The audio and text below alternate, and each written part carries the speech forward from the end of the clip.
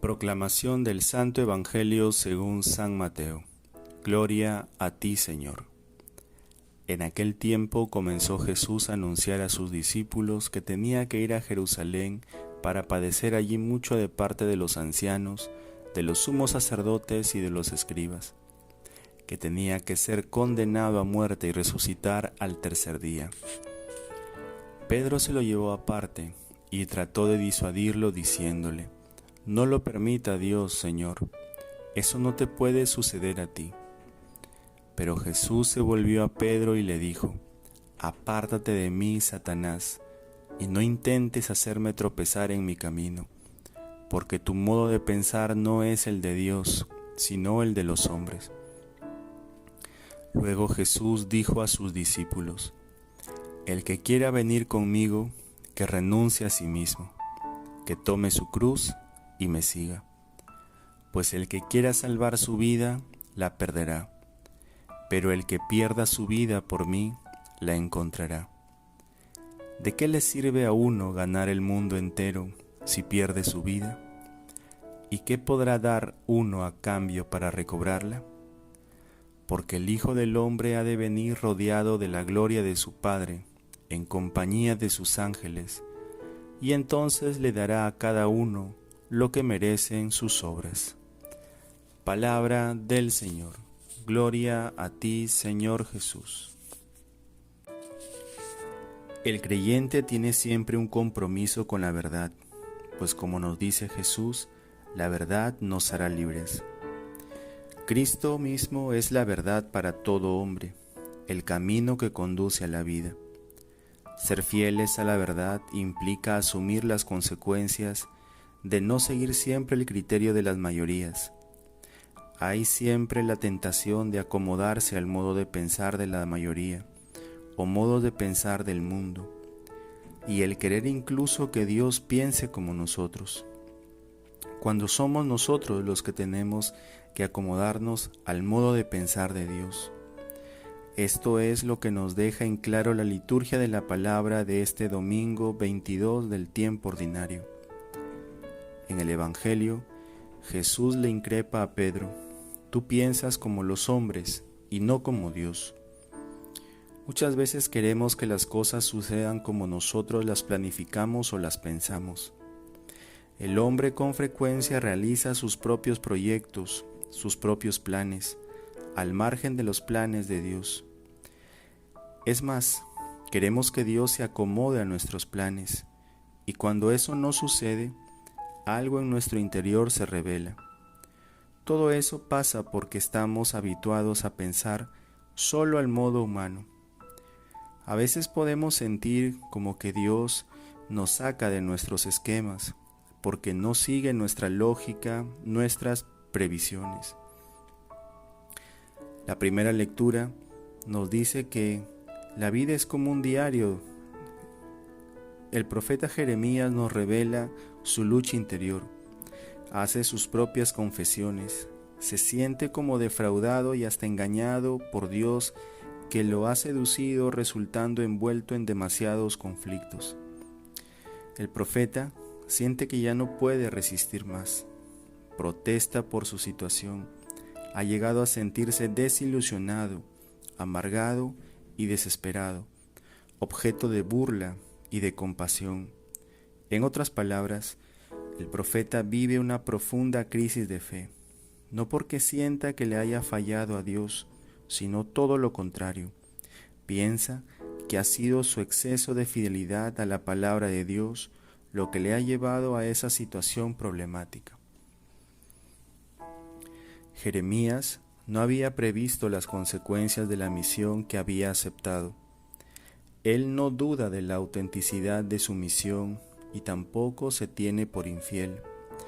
Al contrario, se le ocurre que si hubiera sido menos coherente, más condescendiente con la gente, menos apasionado, si se hubiera adecuado a los gustos de sus oyentes, no se encontraría en esa situación de crisis y amenazado de muerte.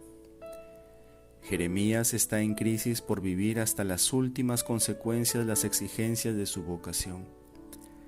La situación en que se encuentra le lleva a decir al profeta que ya no quiere saber nada con Dios. Jeremías intenta escaparse de Dios, pero se da cuenta que no puede, porque Dios se ha posesionado en él como un fuego abrasador o una pasión incontenible. Quería resistirse a la palabra de Dios, pero no podía. Para librarse de tantos problemas, Jeremías había decidido renunciar a su misión de profeta, pero él mismo nos confiesa: la palabra era en mis entrañas como fuego ardiente, encerrado en los huesos, intentaba contenerla y no podía. Al profeta no le queda otra alternativa que seguir dejándose seducir por Dios.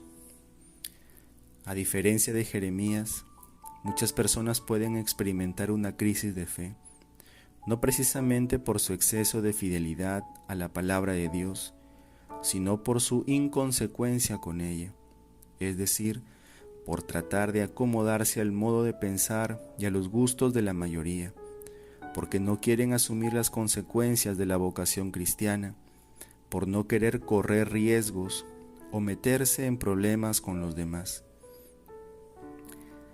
En la segunda lectura, San Pablo nos exhorta a no ajustarnos a este mundo, es decir, a no dejarnos llevar por los modos de pensar de la mayoría, a no renunciar a la verdad por conveniencias personales, sino a discernir lo que es la voluntad del Señor, lo bueno, lo verdadero.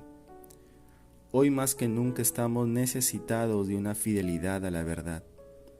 El cristiano tiene que ser fiel a la verdad, renunciar a sus actitudes serviles o sumisas frente a las distintas formas del poder en la sociedad. Es avergonzante para una persona asumir actitudes serviciales, traicionar la verdad por conveniencias, por favores políticos. Hay una tentación siempre presente para muchos, una tentación que podríamos llamar satánica, y consiste en pactar con el poder abusivo, haciendo aparecer la mentira como verdad, la comodidad para ganar favores y evitarse la persecución. Es el hombre quien tiene que hacer sus proyectos de acuerdo con el proyecto de Dios, y no al revés. Es también una tentación satánica querer que Dios haga lo que nosotros queremos y no lo que Él quiere. De esa tentación no se libró ni el mismo Pedro, como nos relata el Evangelio de este domingo. Al primer papa, Jesús lo llama Satanás por haber sugerido al Señor cambiar sus planes, no realizar el proyecto de Dios, sino un proyecto puramente humano y al modo de los hombres. En el Evangelio, Jesús presenta a los que quieren seguirle un programa nada confortable: negarse a sí mismo, cargar con su cruz, perder la vida. Vistas estas ofertas, ¿a quién puede parecerle atractivo este programa? Es como para desanimar a cualquiera. Jesús les anuncia a sus discípulos que Él mismo va a realizar ese programa, va a morir en una cruz. Ante esa perspectiva, Pedro, pensando como cualquier hombre, expresa su desacuerdo y hasta su rechazo, diciéndole a Jesús: no lo permita Dios, eso no te puede suceder a ti. Momentos antes del anuncio de la pasión de Jesús, Pedro había hecho una profesión de fe: tú eres el Cristo, el Hijo de Dios vivo. Y Jesús le dijo: dichoso tú, Pedro, porque eso no te lo ha revelado ningún hombre. Eso no viene de ti, sino de Dios. Entonces fue cuando Jesús le confió el cuidado de la iglesia, digamos que lo designó como el primer papa. Pero enseguida, cuando Jesús le habló de la cruz, Pedro se resistió diciendo: no lo permita Dios. Y entonces Jesús le increpó con dureza: quítate de mi vista, Satanás, que me haces tropezar. Tú piensas como los hombres, no como Dios. Pedro es dichoso cuando acepta la revelación de Dios, pero tiene tentaciones satánicas cuando quiere actuar de modo distinto al de Dios. Todos nosotros podemos tener esas tentaciones satánicas cuando nos resistimos a que Dios haga las cosas como Él quiere. Cuando preferimos un programa personal, seducidos por el poder, la ambición. El poder es capaz de corromper hasta los más virtuosos, y como decían los latinos, la corrupción del mejor es la peor.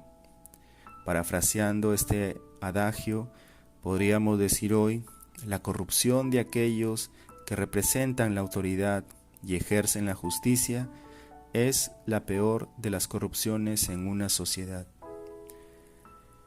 El cristiano, como nos exhorta el apóstol San Pablo en la segunda lectura, tiene que discernir cuál es la voluntad de Dios, lo que es bueno, no acomodarse por conveniencia a lo que piensa todo el mundo. Hay situaciones en que no se nos muestra con claridad cuál es la voluntad de Dios. Entonces tenemos que pedirle luces para saber qué es lo que nos pide. Pero de lo que sí podemos tener certeza es de discernir lo que no es la voluntad divina.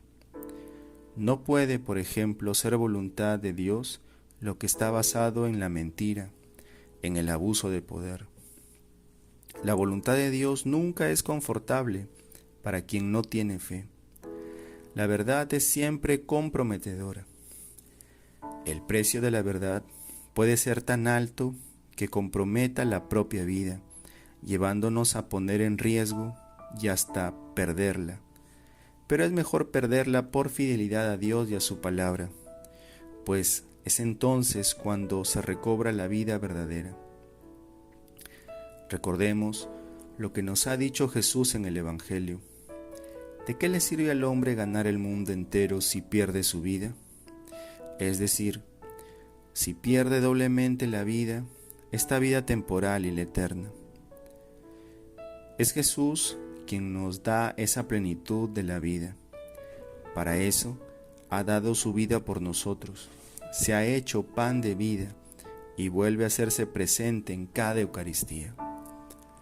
Pidámosle al Señor Todopoderoso que en este día domingo, escuchando este Evangelio, nos permita también a cada uno de nosotros tomar valentía para así saber cargar con nuestra cruz y siempre dar la vida por la abundante redención.